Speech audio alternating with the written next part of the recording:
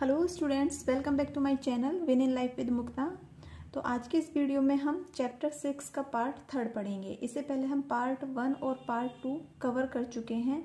Part 2 में हमने पढ़ा था कि जल प्राप्ति के स्रोत कौन कौन से होते हैं, यानी कि किन किन से हमें जल प्राप्ति होती है, जिसमें हमने पढ़ा था समुद्र पढ़ा था, तालाब पढ़ा था, वर्षा पढ़ी थी और नदियाँ पढ़ी थी। ये सब क्या है, जल प्राप्ति के स्रोत हैं, यहाँ से हमें जल की प्राप्ति होती है। इस वाले पार्ट में हम पढ़ेंगे झील, जो सबसे पहले आता है ना। तो झील क्या होती है? झील एक प्राकृतिक स्रोत होती है जो जल प्राप्ति का होती है। ऐसा स्थान जहाँ पर चारों ओर पहाड़ियाँ होती हैं या फिर चट्टानें होंगी बड़ी बड़ी, और जो उसके बीच का भाग होगा वह गहरा होगा। गहरा होने के कारण क्या होता है, जब भी वर्षा होती है तो वर्षा का जल वहाँ पर भर जाता है, जिसके कारण वो वर्षा का जल एकत्रित होकर झील का रूप ले लेता है। ठीक है। झील का जल जो होता है वह अपने आप में शुद्ध नहीं होता है। झील के जल का अगर किसी को प्रयोग करना है तो पहले उसका शुद्धिकरण करना होता है, उसके बाद ही हम उसे उपयोग में ले सकते हैं। झील के जल का सिंचाई के लिए भी प्रयोग किया जाता है। ओके, तो झील क्या होती है? प्राकृतिक स्रोत होती है जो प्राकृतिक कारकों के कारण भी बनती है और कृत्रिम कारकों के द्वारा भी बनाई जा सकती है ना। तो इस प्रकार से झील कितने प्रकार की हुई? इस प्रकार से झील 2 प्रकार की होती हैं। फर्स्ट जो होती हैं प्राकृतिक झीलें कहलाती हैं और सेकंड जो होती हैं वह कृत्रिम झीलें कहलाती हैं। तो सबसे पहले जो आती हैं हमारी प्राकृतिक झीलें आती हैं। पहाड़ी स्थलों या मैदानी भागों में भूमि की सतह जहाँ नीची होती है ना, जहाँ पहाड़ी स्थान होंगे या फिर मैदानी भी होंगे, लेकिन जहाँ पर जो भूमि होगी वह उसकी सतह नीची होगी, गहरी होगी, वहाँ पर वर्षा का जल या पहाड़ों का जल एकत्र होकर झील में परिवर्तित हो जाता है। जब वर्षा होती है तो उसका जल वहाँ पर एकत्रित हो जाता है, या फिर पहाड़ों के अंदर से है ना, अंतःस्तरीय जल जो होता है वह निकलता रहता है, तो वह झील के रूप में परिवर्तित हो जाता है, उसी का झील का रूप धारण कर लेता है धीरे धीरे पानी जमा होकर। प्राकृतिक झीलों का पानी कभी नहीं सूखता है। जो प्राकृतिक झीलें होती हैं उनका पानी कभी नहीं सूखता है, क्योंकि इन झीलों का जल पृथ्वी के अंदर से निकलता रहता है। अभी बताया ना मैंने कि पहाड़ों के अंदर से जो जल निकलता है, जिसको अंतःस्थलीय जल बोलते हैं, वह पृथ्वी के अंदर से निकलता है, पहाड़ों के अंदर से निकलता है, जिसके कारण वह कभी भी नहीं सूखती हैं, क्योंकि जो पानी का वो बहाव होता है, बहाव से मतलब पानी का निकलना होता है, वो निरंतर निकलता रहता है, थोड़ा थोड़ा थोड़ा ओके, तो जिसके कारण वो कभी भी नहीं सूखेंगी। उदाहरण के लिए नैनी तथा डल झील, ये दोनों किस प्रकार की झीलें हैं? ये दोनों कभी न सूखने वाली झीलें हैं और प्राकृतिक झीलों के अंतर्गत ये आती हैं। ये झीलें कभी न सूखने वाली झीलें होती हैं क्योंकि पृथ्वी के अंदर के अप्रवेश्य स्तर के फूटने वाले स्रोतों से बनती हैं, है ना। पृथ्वी के अंदर कई परतें होती है जिनको अप्रवेश्य स्तर बोलते हैं, और वहाँ से जब ये परतें टूट जाती हैं तो जल निकलता रहता है और धीरे धीरे जल रिसता रहता है और वो झील के रूप में परिवर्तित हो जाता है, जिसके कारण ये झील कभी नहीं सूखती हैं। नेक्स्ट जो आता है वह आता है कृत्रिम झीलें। कृत्रिम झीलें कौन सी होती हैं? कृत्रिम झीलें वह झीलें होती हैं जो किसके द्वारा बनाई जाती हैं? मनुष्य के द्वारा बनाई जाती हैं। ये आवश्यकता अनुसार बनाई जा सकती हैं।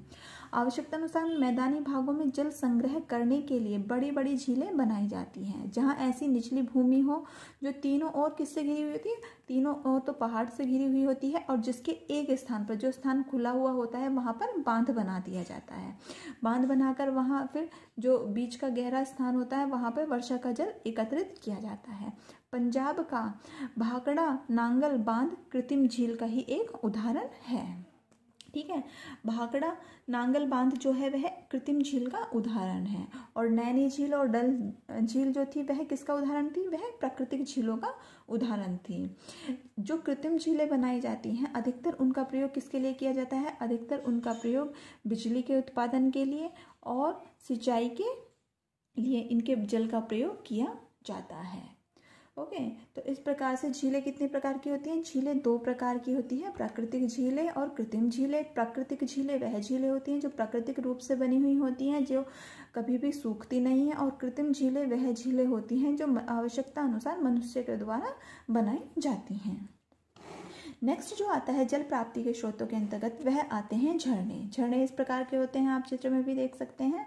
तो मुख्यतः झरने पहाड़ी एवं पठारी क्षेत्रों में पाए जाते हैं। झरने ऊंचे क्षेत्र से नीचे क्षेत्र की ओर गिरते हैं। ठीक है, जब पहाड़ों के ऊपर से जल नीचे की ओर गिरता है तो उसको झरने कहा जाता है।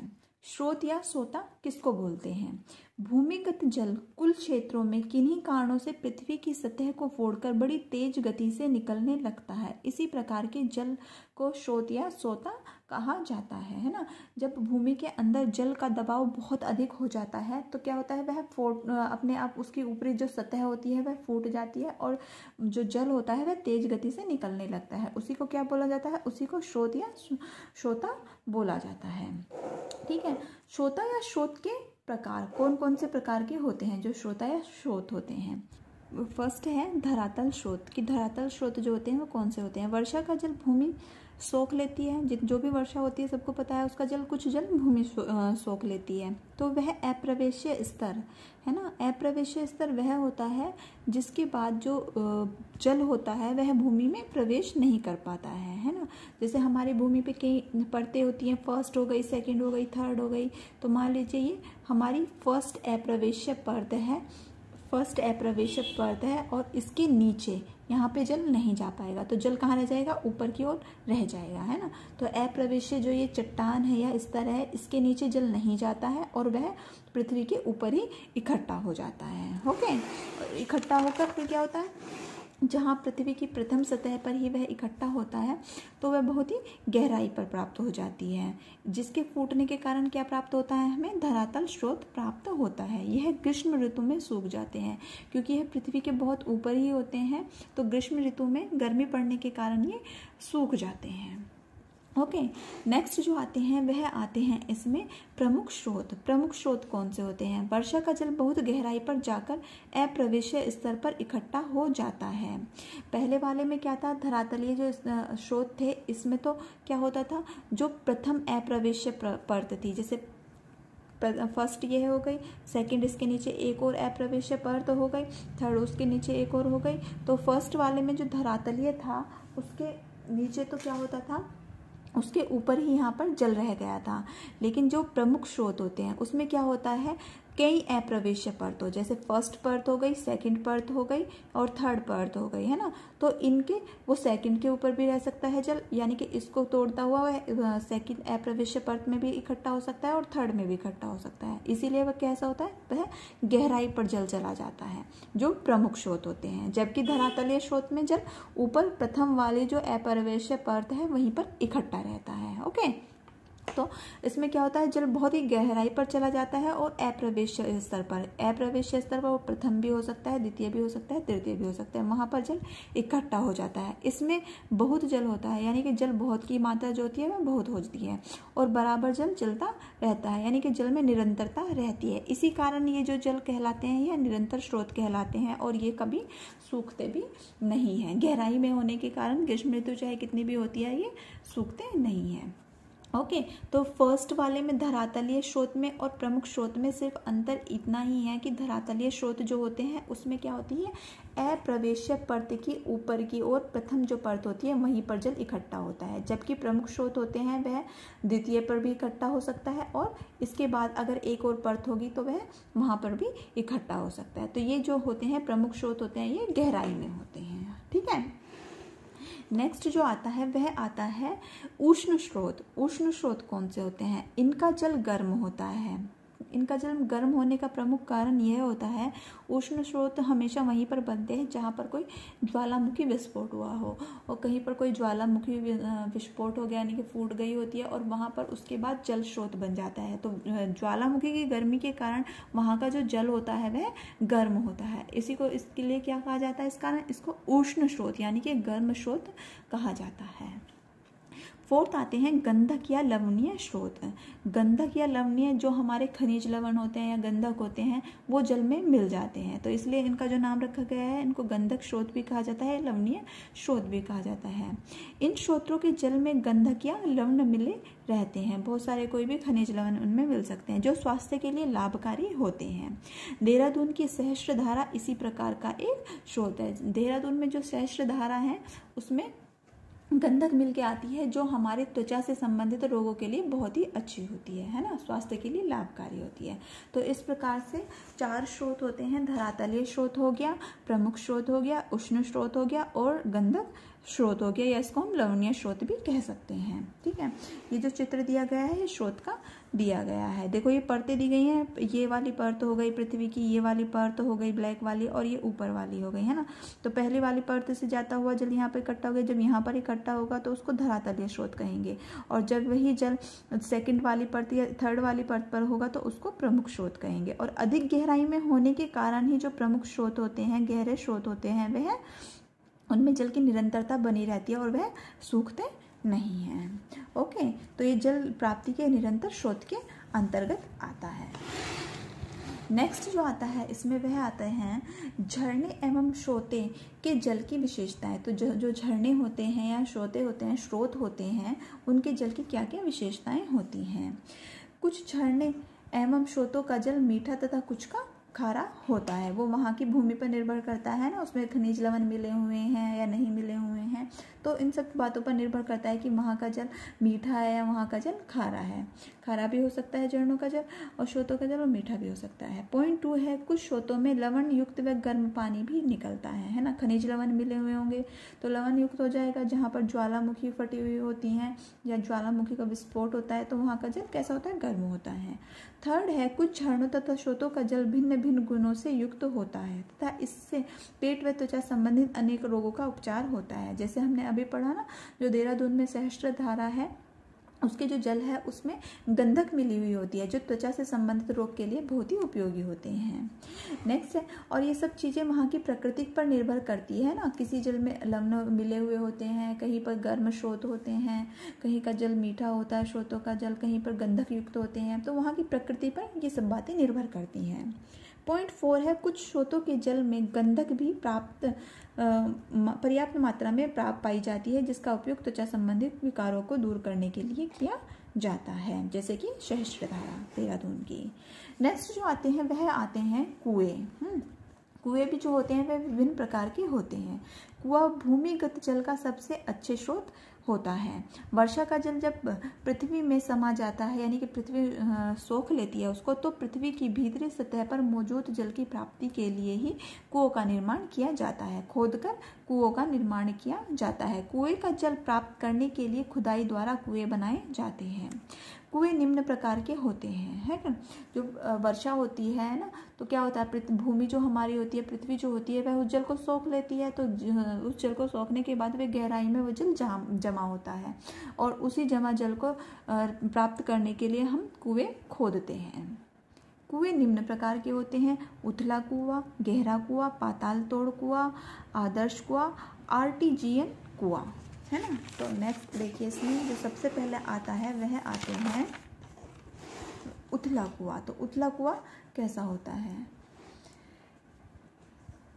जहाँ पृथ्वी के अंदर कम गहराई पर जल उपलब्ध हो जाता है ना, वह खोदे जाने वाले कुएं उथले कुएं कहलाते हैं। पृथ्वी की कम गहराई पर, जैसे हमने अभी पढ़ा ना स्रोतों के बारे में, कम गहराई कहाँ पर होगी, जहाँ प्रथम अप्रवेश्य स्तर होगा वह कम गहराई पे होगा। जैसे प्रथम हो गया, फिर सेकंड हो गया, फिर थर्ड हो गया, है ना। तो जो जल प्रथम अप्रवेश्य स्तर पर ही पाया जाता है वह उथले कुएं के अंतर्गत आएगा। ये कुएं भूमि की प्रथम अप्रवेश्य स्तर पर ही खोदकर बनाए जाते हैं। इनकी जो गहराई होती है ना, तो जो आपके ऑब्जेक्टिव टाइप आते हैं उनमें कभी कभी पूछ लिया जाता है कि जो उथले कुएं होते हैं उनकी गहराई कितनी होती है। तो उनकी गहराई कम से कम लगभग कितनी होगी, 10 मीटर हो सकती है।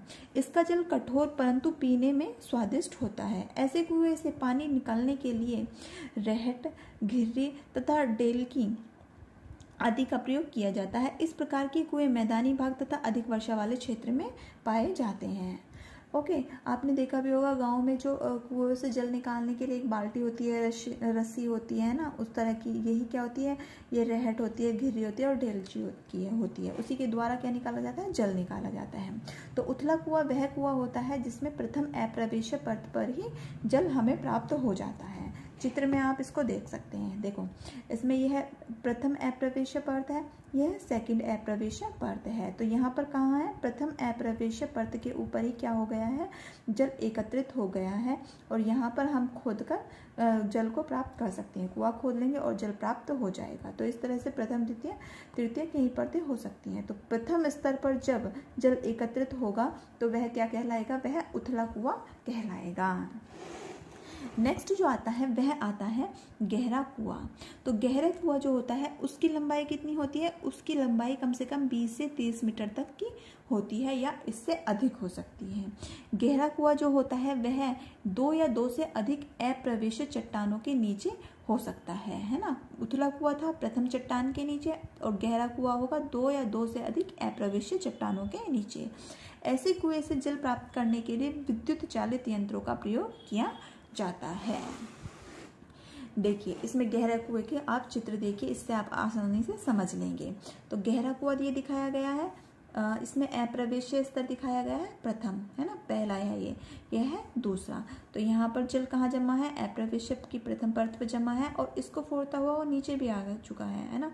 तो यहाँ पर भी जमा है। तो ये जो जल अधिक एक अप्रवेश्य परत से नीचे पाया जाता है उसको क्या कहते हैं, गहरा कुआं कहते हैं। यहाँ पे हमें 2 परतों के नीचे पाया गया है यह जल। इन कुओं का जल मीठा होता है क्योंकि इनमें अधिक लवण नहीं होते हैं। यह गहराई में होने के कारण इनमें अधिक खनिज लवण नहीं मिले हुए होते हैं। ऐसे कुएं कभी सूखते नहीं हैं। जैसे जो झरने होते हैं वो जो 2 या 2 से अधिक अप्रवेश्य चट्टानों के नीचे होते हैं वे कभी नहीं सूखते हैं। तो इसी प्रकार जो गहरे कुएं होते हैं जो 2 या 2 से अधिक अप्रवेश्य परत के नीचे होते हैं वह कभी सूखते नहीं हैं। इन कुओं का जल अधिक नीचे होने के कारण क्या होता है, स्वच्छ होता है। नेक्स्ट जो आते हैं वह आते हैं पाताल तोड़ कुआं। कठोर चट्टानों को बारूद या डायनामाइट से तोड़कर जो कुएं बनाए जाते हैं उन्हें पाताल तोड़ कुएं कहते हैं। ऐसे कुएं पहाड़ी क्षेत्रों में पाए जाते हैं क्योंकि पहाड़ी क्षेत्रों में खुदाई करना बहुत ही मुश्किल होता है, इसलिए वहां पर बारूद या डायनामाइट से विस्फोट करके चट्टानों को तोड़ा जाता है और पाताल तोड़ कुएं बनाए जाते हैं। पॉइंट 4 है आर्टिजियन कुएं। तो आर्टिजियन कुएं भी वे कुएं होते हैं जहां पर बहुत अधिक पानी के दबाव के कारण स्वतः ही वहां पर पानी निकलने लगता है या फिर बहुत अधिक गहराई में होने के कारण कठोर जो परतें होती हैं उनको क्या किया जाता है, उनको बरमे की सहायता से या मशीन की सहायता से उनकी जो परतें होती हैं उनकी खुदाई की जाती है, उनमें छेद किए जाते हैं और कुएं बनाए जाते हैं। भूमि के दबाव के कारण ही क्या होता है, छेद से पानी आकर ऊपर फव्वारे की तरह ऊपर की ओर आने लगता है। तो इस प्रकार के कुएं को क्या कहा जाता है, इस प्रकार के कुएं को आर्टिजियन कुएं कहा जाता है। नेक्स्ट जो आते हैं इसमें वह आते हैं उत्तम कुएं, है ना।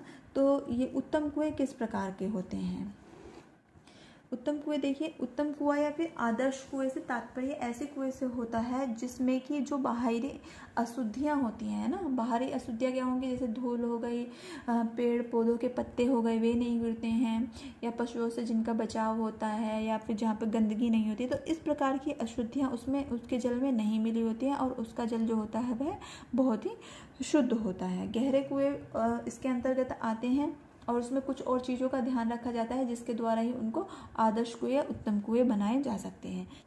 आदर्श कुएं की विशेषताएं, तो आदर्श कुएं जो होते हैं उनकी कौन कौन सी विशेषताएं होती हैं, ये जो विशेषताएं हैं अगर किसी भी कुएं में के अंतर्गत होंगी, है ना, तो वो क्या कहलाएगा, वो आदर्श कुआं कहलाएगा। पॉइंट 1 है आदर्श कुएं पक्के होंगे, वो गहरे होंगे, है ना। सेकंड है आदर्श कुएं के ऊपरी छतरी नुमा शेड होनी चाहिए ताकि ऊपर से उड़कर कूड़ा करकट कुएं में ना गिरे। आदर्श कुआं आप देख रहे हैं यहाँ पर, इसमें क्या है, ऊपर एक छतरी नुमा बनी हुई है, छत बनी हुई है, जिसके कारण ऊपर से क्या कोई भी अशुद्धियाँ इसमें आकर नहीं गिरेंगी।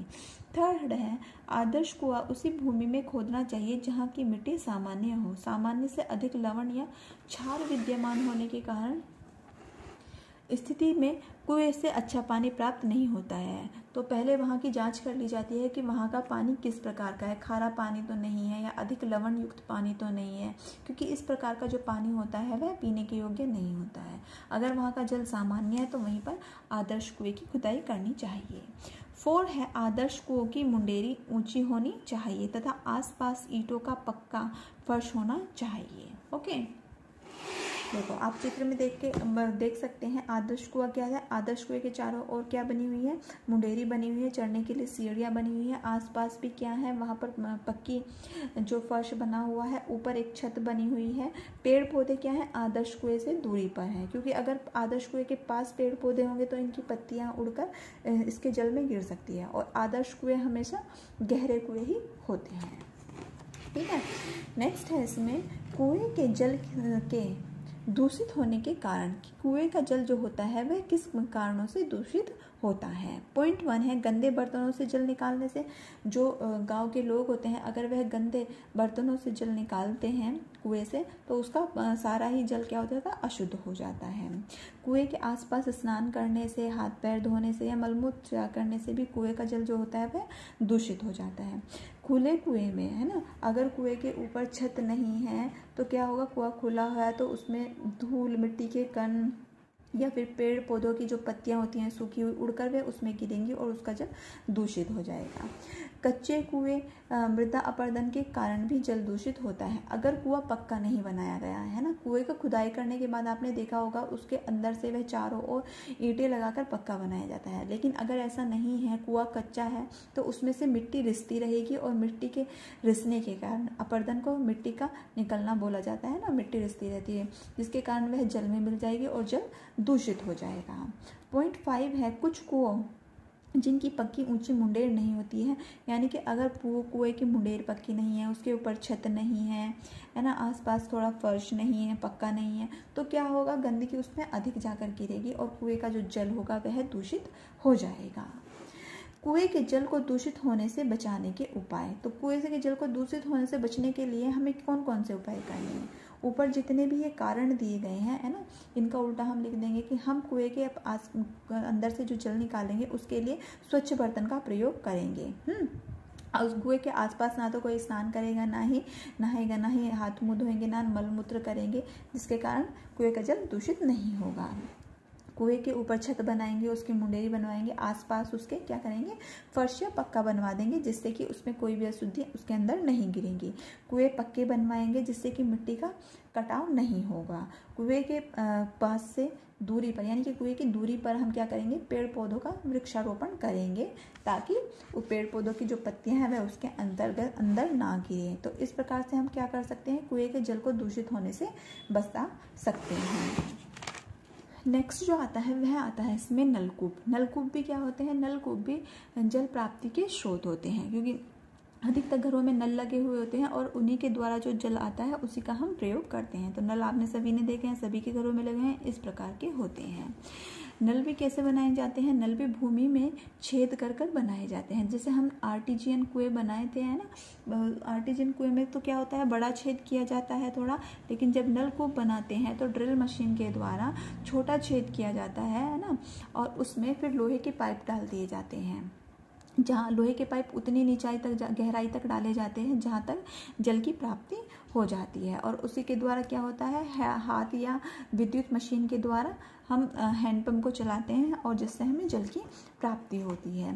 नलकूप भी दो तरह के होते हैं। जहाँ पर नलकूपों का प्रयोग सिंचाई के लिए किया जाता है वहाँ पर यह उथले होते हैं, यानी कि उथले से मतलब बहुत ही ऊपरी परत पर है ना जल प्राप्त हो जाता है, तो उसका प्रयोग किसके लिए किया जाता है, सिंचाई के लिए किया जाता है। लेकिन जहाँ नलकूपों का प्रयोग जल प्राप्ति के लिए, यानी कि मनुष्य अपने पीने के लिए, पशुओं के पीने के लिए करता है, वहाँ पर नलकूप कैसे होते हैं, वहाँ पर गहरे नलकूप लगाए जाते हैं, क्योंकि जितने गहरे होंगे उतने ही स्वच्छ जल की प्राप्ति होगी। ठीक है, तो अशुद्ध नहीं होगा, वहाँ के अशुद्धियाँ नहीं होंगी और जल स्वच्छ होगा। तो इस प्रकार के जो होते हैं ये नलकूप श्रेष्ठ होते हैं। ओके, तो इस तरह से हमने आगे पूरा हमारा कंप्लीट हो गया है।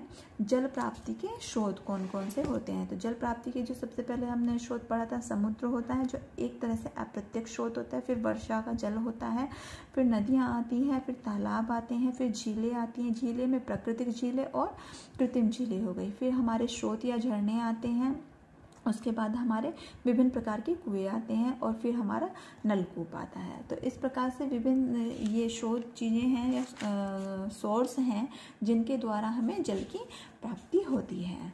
आप इन सबको अच्छे से पढ़ लीजिए और अपनी नोटबुक में नोट डाउन भी कर लीजिए। अभी इस वाले चैप्टर 6 का एक पार्ट रह गया है, क्योंकि काफ़ी बड़ा चैप्टर है, ये लेंथी चैप्टर है, जिसमें हम पढ़ेंगे कि जल की कठोरता को किस प्रकार से दूर किया जा सकता है, स्थायी कठोरता तथा अस्थायी कठोरता। ओके, तो वो हम नेक्स्ट वीडियो में पढ़ेंगे।